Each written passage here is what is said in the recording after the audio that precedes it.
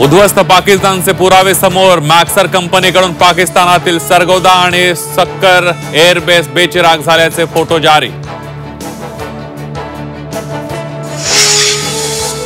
शोपियानमध्ये मारलेल्या दहशतवाद्यांकडून मोठा शस्त्रसाठा हस्तगत। AK-47 हँड ग्रेनेड, आधार कार्डसह भारतीय चलनही जप्त। बलोच आर्मीचं पाकिस्तानला आव्हान। बलुचिस्तानमध्ये BLAची हल्ल्याची मालिका।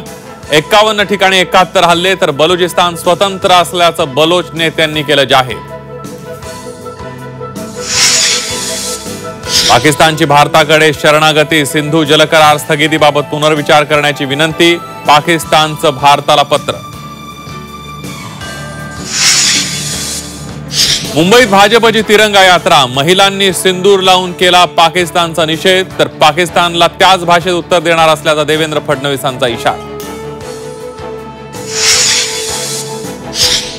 गळती लागेल म्हणून काकांकडून एकत्रीकरणाची भाषा। दोन्ही पक्ष एकत्र येण्याबाबत कुठलीही चर्चा नाही। आमदारांच्या बैठकीत अजित पवारांची माहिती।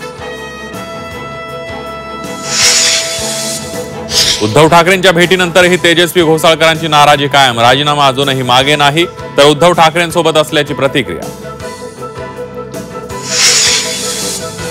घरकुलसाठी मोफत वाळूची रॉयल्टी घरपोच मिळणार। महसूल मंत्री चंद्रशेखर बावनकुळे यांचे निर्देश। घरकुलांना मोफत वाळू देण्याचे सरकारचं धोरण। पुणे विमानतळावर 10 कोटींचं चरस जप्त। बँकॉकहून आलेल्या प्रवाशाच्या बॅगमध्ये 10 किलो चरस। दोघांना घेतलं ताब्यात।